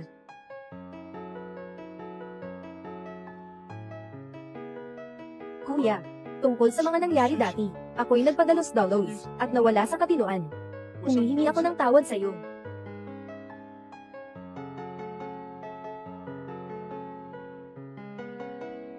Ano man ang gawin ko, basta't magpanggap lang ako, patawarin pa rin ako ng mga magulang. Jiang Bei, ano ang magagawa mo sa akin? Xiao Bei. Tama nga dati, mali ang ginawa ni Xiao Yuan, pero alam na niya ngayon na mali siya. Sige, umuwi ka na kasama ang ate mo. Jiang Bei, sa susunod, ako na ang magbibigay ng iyong allowance. Tinitiyak kong walang mababawasan. Garantisadong wala kahit isang sentimo. Kuya, pasensya na. Pwede mo ba akong patawarin? Jiang Bei, nag-sorry na si Xiao Yuan sa'yo, at saka sinuntok mo pa siya. Para sa akin, ang kanyang paghingi ng tawad ay walang halaga. Ikaw, masama kang tao. Jiang Bei, sobra ka na talaga. Ganito talaga, ganyan kaming pamilya. Paulit-ulit na kami humihingi sa'yo. Pero ikaw pa ang mas mapangahas. Anong ibig mong sabihin? Ayos lang ang mga magulang ko. Wala silang problema. Basta makapagpasaya lang ang kuya ko. Mas gugustuhin ko pang tamaan ako ng kuya ko ng ilang beses. Dahil may ganito kang hinihingi. Siyempre, tutuparin ko ito. Ikaw. Si Xiao Yuan, tatay, nanay. Wala nang anuman. Hindi ko sinisisi ang kuya. Dapat akong parusahan. Jiang Bei, ngayon, umuwi ka na sa akin. Tungkol sa ginawa mong pananakit kay Xiao Yuan, maaari kong hindi nasagutin iyon. Bibigyan pa kita ng kabayaran. Xiao Yuan. Masakit ba? Xiao Bei. Tama, dati nga, mali si Xiao Yuan. Pero sinaktan mo na siya. Makinig ka. Umuwi ka na kasama si ate. Okay, tungkol sa nangyari sa iyo sa paligsahan. Pag-iisipan ko ito ng mabuti kasama si Dan. Ang solusyon, hindi kita papayag ang makulong. Nakatapos na ako sa pamilya Jiang. Pakiusap, huwag na kayong makipag-ugnayan sa akin. Kuya. Oo, pasensya na. Ikaw, huwag mong sisihin ang mga magulang. Kung may sisihin ka, ako na lang. Pasensya na. Oo. Tama ba?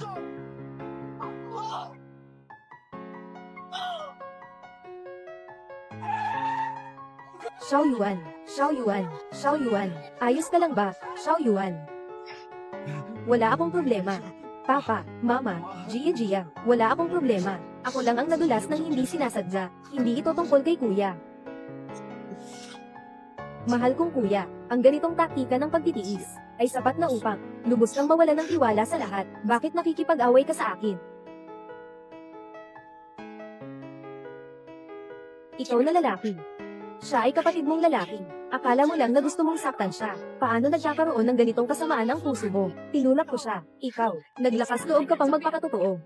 Jiang Bei, wala ka ng pag-asa. Kahit na may nagawa si Yuan noon, na sobra-sobra, pero hindi niya kailanman. Nagawa mo na sa akin yan. Pinagbantaan mo na ang buhay ko. Kaya mo palang gawin yan. Wala akong ginawang pananakot sa'yo, sa buhay ko. Wala pa lang siyang pagkakataon. Team, HMMP.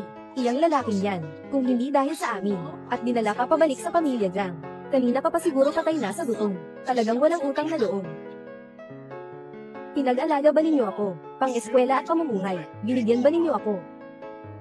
Hindi ba't gusto mong makipagputol ng ugnayan sa pamilya? Simula ngayon, hindi ka na anak sa aming pamilyang Jiang.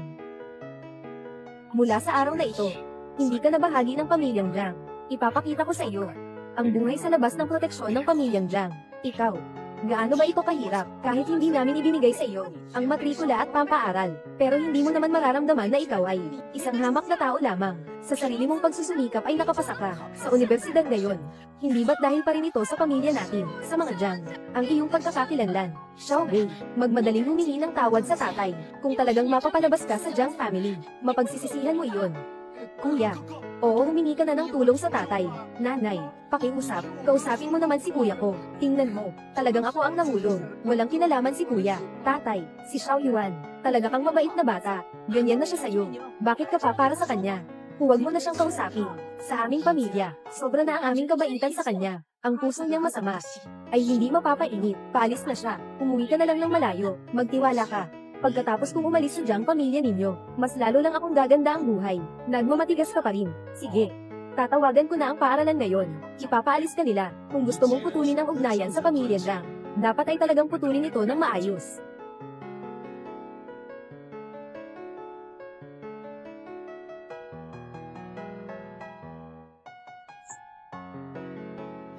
Tama. Hindi maganda ang asal ni Jiang Bei. Pati na nga gustong ipahamak ang kanyang kapatid. Ang ganitong tao. Hindi ako karapat dapat maging tao ng Jiang pamilya. Lalo pang hindi ako karapat dapat manatili sa paaralan.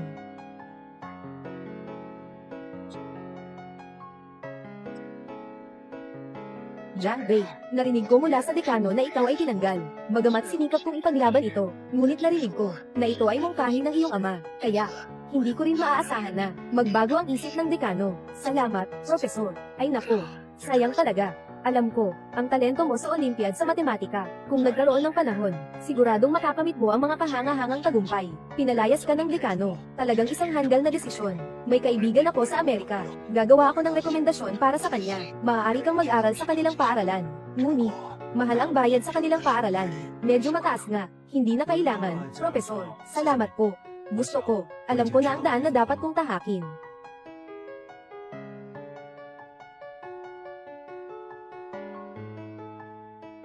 Dahil tinanggal na ako ng paaralan, wala nang dahilan para manatili dito na may halaga sa akin. Kahapon, ang US Ranking Group, inanunsyo na ang malaking progreso sa AI nila, samantalang ang nangungunang kumpanya sa AI, ang Champion Group na may Shenzhen AI, ay natigil sa loob ng 3 taon. Ang Ranking Group AI ay maaaring makahabol ang lakas ng Star AI ng Champion Group. Ginoong Yao, nakita niyo na ba si X na Diyos? Nakita na, napakabuti. Basta't handang sumali si X Diyos, siguradong malalampasan ng aming grupo ang lahat ng kakumpetensya. Sa oras na iyon, kayang-kaya ng Shenzhen AI na iwanan ito, ang lahat ng kakumpetensya. Tinanggihan ako ng Diyos-Diyosan. Ano?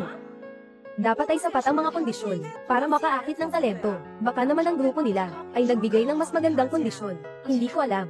Naghahanda na akong bumalik sa Ninjang. Tungkol sa bagay ni X na Diyos, pag-usapan na lang natin mamaya.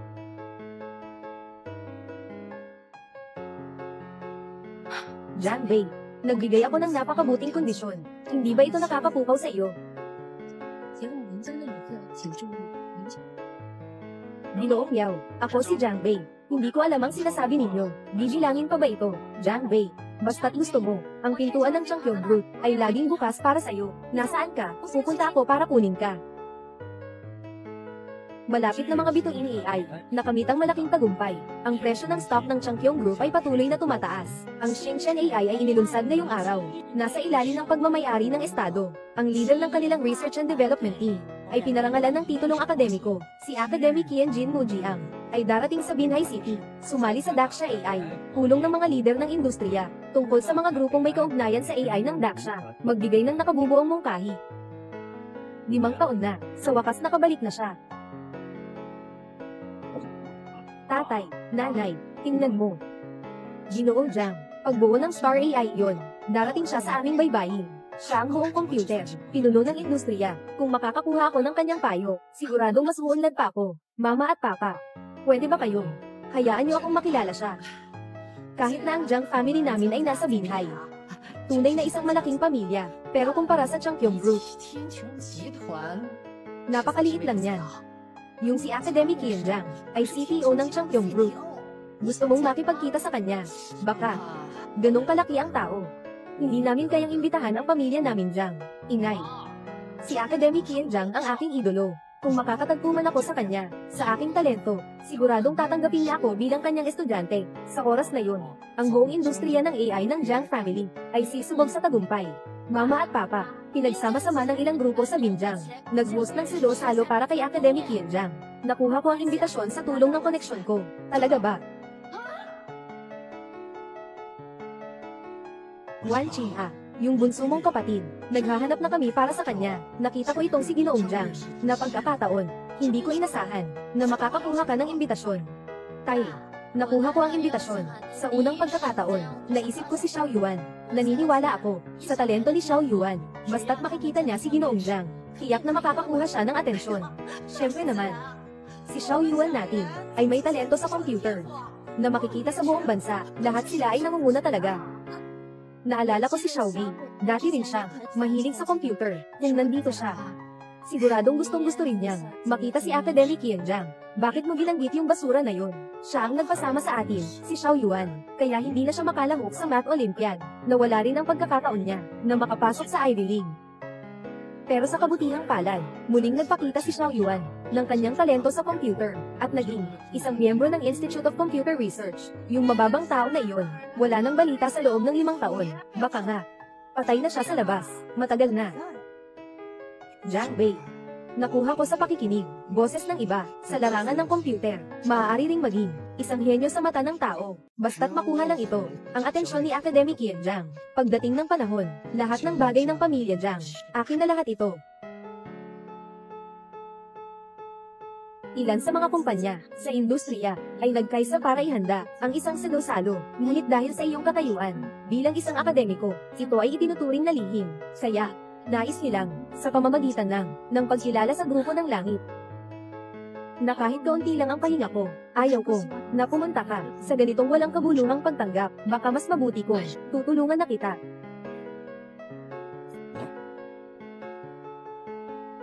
Pero ang asawa ko ay may malasakit sa tao, at sa mga taong ito, makausap din naman sila balang araw. Ngunit, ayaw ko pang ilantad ang aking pagkatao. Bilang isang empleyado ng Changkyong Group, subukan mong makipagkita sa kanila. Sige, subukan mong makipagkita sa kanila, pero bukas, mayroon pa akong kailangang ayusin. Hindi ako makakasama sa iyo sa pagtanggap. Kapag tapos na ako, agad kitang hahanapin.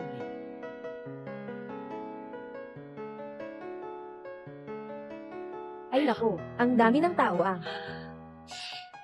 Xiao Yuan ah. Dapat sobrang excited ka. Tatay, syempre excited ako. Aking ginoong Jiang, pero siya ang aking idol ah. Kaso hindi siya kailanman. Hindi pa siya nagpakita sa publiko. Talagang interesado ako. Ano kaya ang itsura niya? Si Ginoong Jiang ay isang dalubhasa sa larangan ng computer. Dapat ay nasa 67 na siya. Na naging bahagi ng Changkyong Group. At siya ay naging isang akademiko sa pangunahing larangan. Ipinapakita na matagal na siyang nagtatrabaho sa industriya ng computer. Matagal na siyang eksperto dito. Siguradong hindi na siya bata. Ang aming munting si Xiao Yuan ay bata pa. Sa iyong talento, kung bibigyan mo pa ng panahon, maaaring makamit mo rin ang ganito. Tagumpay ah. Sige na, maglalakad-lakad lang ako. Kayo na ang makipag-usap. Ay naku, tingnan mo ang batang ito. Kung makikita lang, si Ginoong Jiang, gumawa ng isang hindi inaasahang pagkikita sa kanya, mas magiging malalim ang kanyang impresyon sa akin. Tiyak na mas magiging makabuluhan. Jiang Bei. Jiang Bei.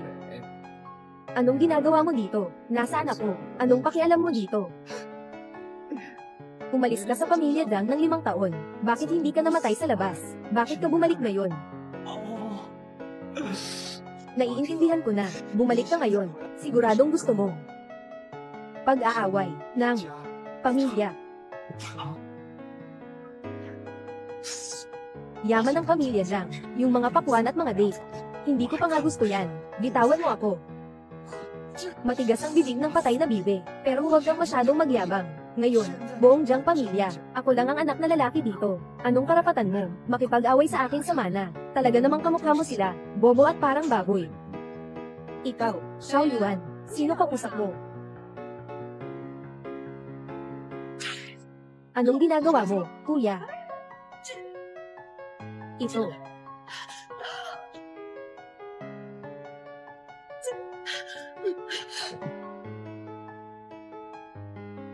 Si Xiao Bei. Finally, nakabalik ka na. Sige, sumama ka na kay ate pauwi, okay ba? Ikaw ang gumawa nito. Walang anuman, Dad. Hindi kasalanan ni Kuya. Naniniwala ako kay Kuya. Hindi niya sinasadya. Si Xiao Yuan, ganyan na siya sa'yo. Bakit ka pa nagtanggol sa kanya? Ikaw talagang napakabait mo. Jiang Bei. Jiang Yuan mamaya, pero kailangan mong makipagkita kay Ginoong Jiang. Ngayon ay nadumihan mo ang kanyang damit. Ano ang iniisip mo? 5 taon na ang nakalipas, sinaktan mo si Jiang Yuan. Bawal na sumali sa kompetisyon ng Olympiad, ng komite magpakailanman. Nawala ang pagkakataong makapasok sa Ivy League. Ngayon, muling sisirain mo siya, ang pagkakataong maging alagad ni Ginoong Jiang. Talagang walang silbi. Gusto siyang gawing estudyante ni Ginoong Jiang. HMM. Bagamat dahil sa iyong pagsasabuatan, ay pinabayaan ni Jiang Yuan ang kompetisyon sa Olympiad. Ngunit sa loob ng 5 taon, ipinakita niya ang kahanga-hangang talento sa computer. Ngayon, ay narito siya upang humingi ng guro. Ganyan lang ang mangyayari sa mga walang kwentang plagiarist na gustong gawin disipulo si Ginoong Jiang. Si Xiao Bei, si A. Yuan dati, bagaman marami siyang nagawa na ikinasama sa iyo, ngunit talagang mataas ang kanyang talento sa computer. Ngayon ay isa na siyang miyembro ng institusyon. Talaga. Mukhang kailangan talagang ayusin ang institusyon na ito. Dahil hindi rin iyon anong mga pusa at aso ang makakapagpasok. Ikaw. Akala mo sino ka? Ayusin ang Institute of Computer Research. Ikaw ba si Academic Yan Jiang? Huwag mong isipin na ikaw. Ngayon ay nakasuot ako ng balat ng tao. Hindi na ako mababa, Jiang Bei. Nakipagkita kay Xiao Yuan. Kung dahil lang sa suot kong ito ngayon, na-miss ko ang pag-aalay ng sarili kay Jiang Yuan. Huhusgahan kita ng gusto. Magulang. Si Xiao Bei sa nakaraang 5 taon. Tiyak na hindi rin madali. Huwag na kayong magsalita tungkol sa kanya. Xiao Bei, mag-sorry ka na kay Ian. Tapos, humingi ka na rin ng tawad kay Papa. Mamaya, ihahatid na kita pa uwi. Maging masunurin. Ate, mukhang nagkamali si Ginang. Jiang sa pagkilala, matagal na akong humiwalay sa pamilyang Jiang. At sa mga nakaraang taon mula nang umalis sa pamilyang Jiang, mas naging maayos ang buhay ko. Wan Qi, huwag kang makialam para sa hayop na ito, Jiang Bei ah. Akala ko'y ikaw, palalayasin ka sa Jiang family. Magkakaroon sana ng bahagyang paghingi ng tawad. Ngunit sa ngayon, talagang hindi magbabago ang ugali mo. Anong peke-peke pa yan? Mabuti pa rin ang buhay mo. Ikaw, isang mababang uri, umalis ka na, sa aming Jiang pamilya, sa 5 taon na ito, dapat nagde-deliver ka na lang ng pagkain. Jiang Bei ah, ikaw talaga, hindi kasing maunawain ni Xiao Yuan, pero, ikaw rin ay anak namin. Basta't humingi ka lang, paumanhin kay Xiao Yuan, kung, patawarin ka ni Xiao Yuan, pinaabot ko sa tatay mo, nadalhin ka pabalik sa Jiang pamilya. Nanay, paano mo siya, madadala pabalik sa bahay? Huwag mong isipin na siya ngayon, ay nakabihis ng maganda, mayroon siyang isang amoy ng mga mababang tao, nakakadiri kahit na amuyin ko. Kuya, sana nga, makabalik ka sa pamilya Jiang. Humingi ka lang ng tawad sa akin, ayos na iyon, magkapatid tayo, hindi na kailangan magyukod. Anong hindi na kailangan, itong taong ito? Paulit-ulit na, gustong sirain ang iyong kinabukasan, gusto niyang bumalik sa pamilya Jiang, kailangan niyang lumuhad at magbigay galang. Tatay, si Jiang Bei ay kapatid ni Jiang Yuan, hayaan siyang magbigay galang kay Jiang Yuan, hindi ito maganda, anong masama dito? Siya lang ang gumagawa ng mga ganito, mga hayop. Papatirahin niya, yun ay banayan lang, naririnig mo ba? Agad sa maliit na Yuan, lungod at mag-sorry. Napansin ko na ang mga Jiang family, talagang kampante kayo. Tama, bakit mo naiisip na gusto kong ibalik ang anuman? Banong Jiang, ha? Ikaw. Tatay. Ginoong Jiang. Tatay. Lao Jiang.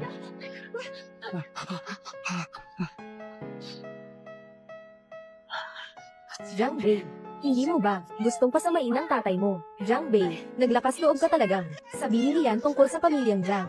Huwag mong isipin na makakabalik ka sa Jiang pamilya sa buong buhay mo. Mag-ingay ka. Sana'y mapatay mo ang matanda sa galit. Sa ganitong paraan, lahat ng sa Jiang pamilya ay magiging akin na. Sinasabi ko lang ang totoo. Ang Jiang pamilya ay nasa Binjiang. Wala namang ibang pamilya kundi pangalawang uri. Hindi iyon totoo. Ano iyon? Jiang Bei ikaw. Ginang, Jiang. Ito ang huli. Mga kaibigan, ito ay isang mataas na antas ng salo-salo. Huwag mag-ingay ng malakas. Kung hindi kayo makakapag-ingay ng tahimik, kailangan ko na kayo pakiusapan na umalis. Sumpa, Jiang Bei, sa'yo lahat ito. Kung mapapaalis ako, hindi ko na makikita si Ginoong Jiang. Manager, pasensya na, manager. Hindi namin intensyon na mag-ingay. Siya ang dahilan. Siya ang patuloy na nanggugulo sa akin at sa aking pamilya. Manager, kung hindi ako nagkakamali, ang salo-salo natin ay sa pamamagitan ng imbitasyon, di ba? Pero si Jiang Bei ay isang mababang tao. Paano siya maaaring maimbitahan dumating sa ating palabas sa salo-salo? Siguradong nakisama siya. Ginoo, sa tingin ko, hindi ka naman magagalit. Susuriin ko lang. Narito ang iyong imbitasyon. Siyempre,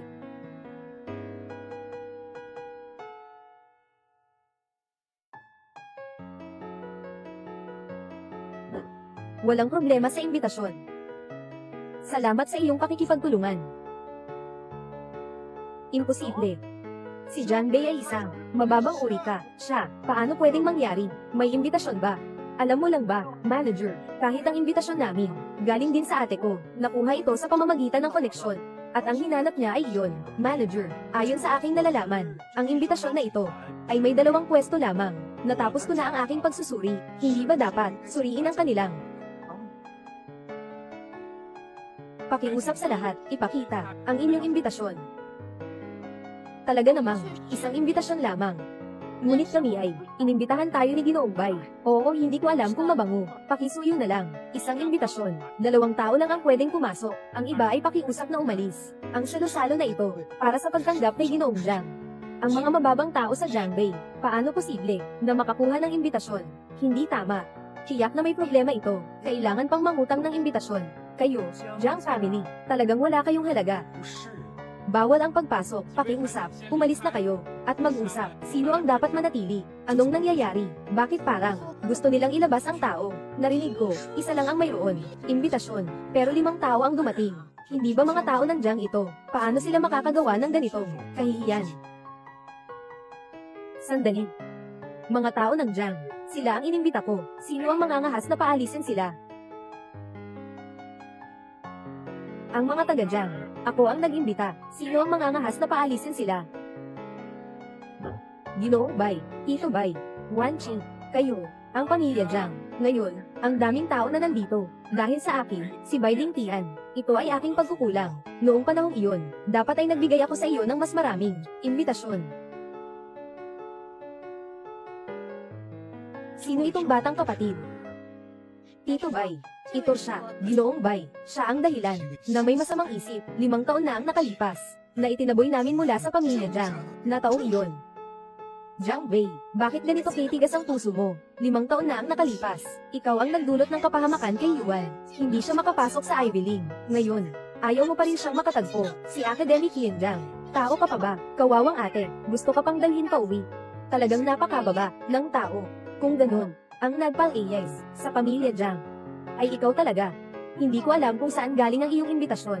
Saan kaya ito galing? Kapatid, mukhang bago ka. Hindi ko alam kung saan galing ang iyong imbitasyon. Saan kaya ito galing? Bakit hindi ko maalala sa mga inanyayahan? Nandoon ka sa listahan. Kaya pala ang imbitasyon mo, ito ay ninakaw. Tingnan natin kung paano ka matatapos. Noong nasa paaralan ako, nagnakaw. Pagnanakaw ng talong sa paligsahan ng matematika, ayos na ngayon, nagnakaw ng imbitasyon. Talaga namang, hindi mababago ang ugali, Ginoong Bai. Walang dahilan para makipag-usap pa sa taong ito, ng maraming salita. Sundin mo ang gusto ko, maghanap tayo ng tao at diretso. Itapon siya. Tama, Ginoong Bai, nakacheck na ang aking imbitasyon. Walang problema. Walang issue. Ginoo Bai, yung imbitasyon ng lalaking ito, talagang tayo, ang nagpadala nito, ngunit, ang imbitasyon niya, ito ay ipinadala sa Changkyong Group. Changkyong Group. Hindi ba yun ang grupo ni Ginoong Jiang?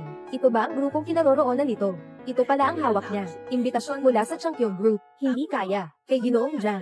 Anong koneksyon ito? Katatapos ko lang marinig. May tumatawag sa kanya na Jiang Bei. Pareho silang apelyido na Jiang. Hindi kaya. Imposible. Hindi.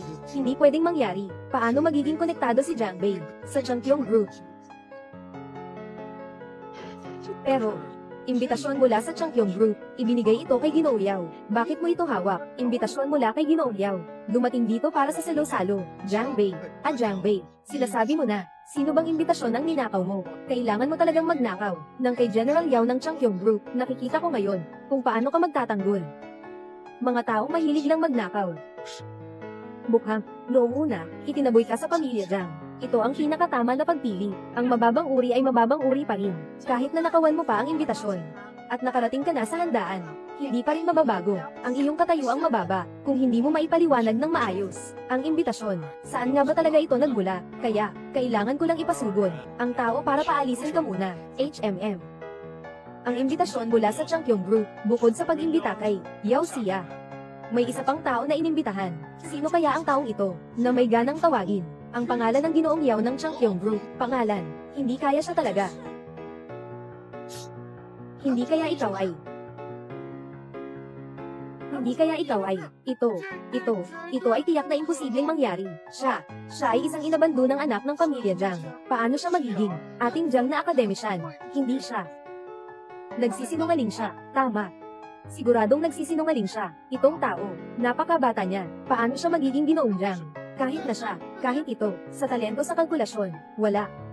Isa siyang mababang tao. Paano posible na may kaugnayan siya sa Changkyong Group, may talento sa computer? Iyan ang anak kong si Jiang Yuan. Ang anak ko, sa murang edad, ay pumasok na sa Instituto ng Pananaliksik sa Computer. Pumunta kami ngayon, para lang, magpaalam kay Academic Yin Jiang bilang guro, para maging akademiko. Siguradong mga 5 o 6 na po na siya, si Jiang Bei, na napakabata. Talagang nagsisinungaling siya, Jiang Bei. Hindi ko akalain na kaya mong magsinungaling. Nang ganitong kababa, mukhang ikaw ay talagang napilit, walang magawa. Kung ako ikaw, susunod na lang ako, lumayas ka na dito. Para hindi ka mapahiya, sa harap ng iba, kapatid. Kung hindi mo, maibigay ang makatuwirang paliwanag, ay, huwag mo akong sisihin kung ako'y magiging walang galang. Dumating na si Ginoong Yao ng Changyong Group.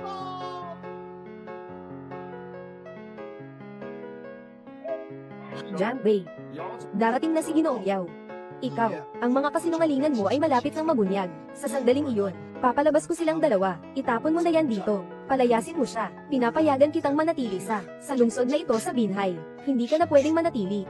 Ay, Xiao Yuan. Huwag ka nang makipag-usap sa taong to. Magmadali kang makipag-ugnayan kay Yao Boss. Marahil, matutulungan ka pa niyang ipakilala, si Academy Qianzhang. Ay, tama. Ito na ang pagkakataon mo, na magpasalamat kay Academy Qianzhang. Direktor Yao. Magandang araw po, Direktor Yao. Kami naman, ay mga gang pamilya sa Binhai, at nagsusulong din kami sa AI industry. Ito si Jiang Yuan, ang anak namin. Napakataas ng talento niya sa computer. Nakapasok na siya sa Instituto ng Computer Research. Hindi po ba pwedeng, kapatid na Jiang Yuan? Kilala ko siya. Hindi ko akalain na si Ginoo Yao ay mapapansin na ako agad-agad.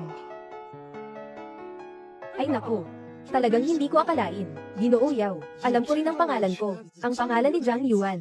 Ginoong Yao, si Jiang Yuan ay kabilang sa kabataang henerasyon sa Binhai. Maaaring tawaging isang henyo sa computer. Sa murang edad, pumasok na sa Akademya ng Siyensya. Ang pangalang Jiang Yuan.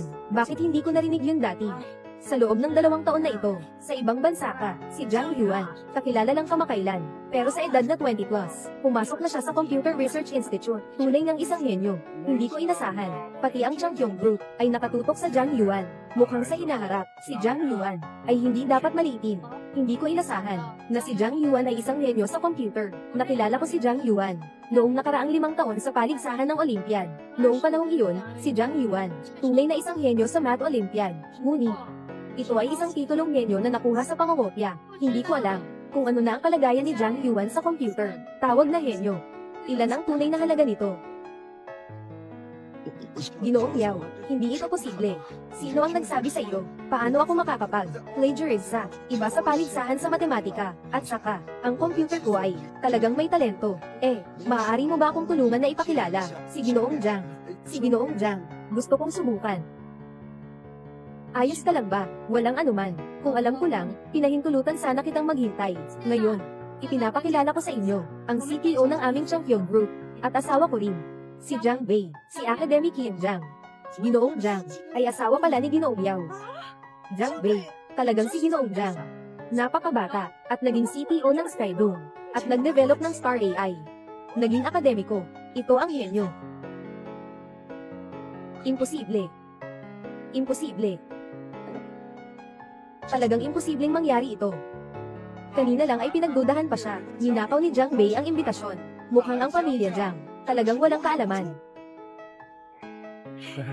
Ginoong Jiang, pasensya na talaga kanina. Paano mangyayari yun, ang taong ito? Paano siya magiging Ginoong Jiang? Paano magiging Ginoong Jiang si Jiang Wei?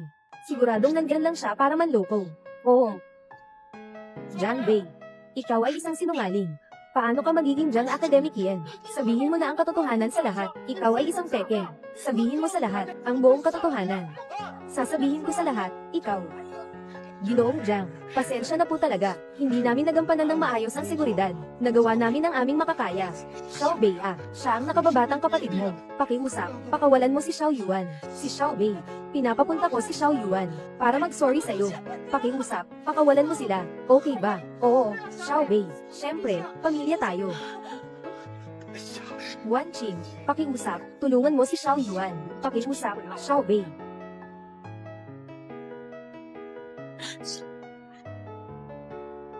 Tatay, si Jiang Wei ay matagal nang humiwalay sa Jiang pamilya 5 taon na ang nakalipas. Hindi na siya bahagi ng Jiang pamilya. Xiao Bei, noong una, hindi ka naalagaan ng ate. Ngayon, ate, wala na akong mukha para kilalanin ka. Kuya, pasensya na, maaari mo ba akong patawarin? Kasi tayo ay mga kapatid, kuya. Nang kinopya mo ako, kapatid, bakit hindi mo naisip na tayo ay magkapatid? Nung siniraan mo ako sa paligsahan sa math, hindi mo na naalala na mag-ama tayo. Paano mo nakalimutan na mag-ama tayo? Pasensya na. Humihingi ako ng tawad sa'yo. Magpapakumbaba ako sa harap mo. Xiao Yuan. Ingat lagi, noong taong iyon sa paligsahan sa matematika, ako ang nangopya sa iyo. Pero talagang may talento, ang aking computer, kuya. Alam ko. Ikaw ang nangungunang tao sa buong industriya ng computer. Kapatid, basta tanggapin mo akong maging estudyante mo, tiyak na magbabago ako. Xiao Bei. Si Xiao Yuan ay may mataas na talento sa computer. Napakataas nito. Kahit na hindi mo siya mapatawad, kailangan mo ring isaalang-alang ang buong daksya. Hindi natin dapat sayangin ang talento. Si Xiao Bei. Si Xiao Yuan ay talagang matalino. Matalino. Talento.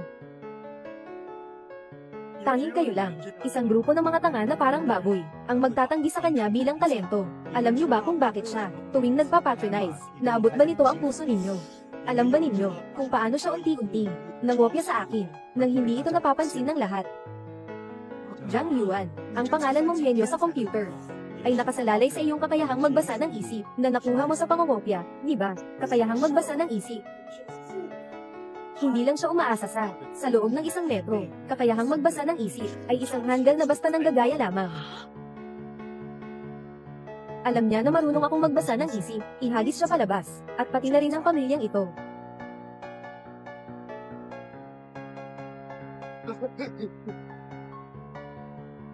Ang mga tao sa Zhang na pamilya, para mapatawad si Academic Yin Zhang, naging sitim at ibinigay lahat ng ari-arian, lahat sa Academic Yin Zhang. Anong nangyayari? Ano ang relasyon ng pamilya Zhang sa Academic Yin Zhang? Hindi mo alam. Si Arcade Michael Zhang ay anak ng pamilya Zhang. Pero noong araw, buong pamilya ng Zhang ay naghiwalay dahil sa isang ampon.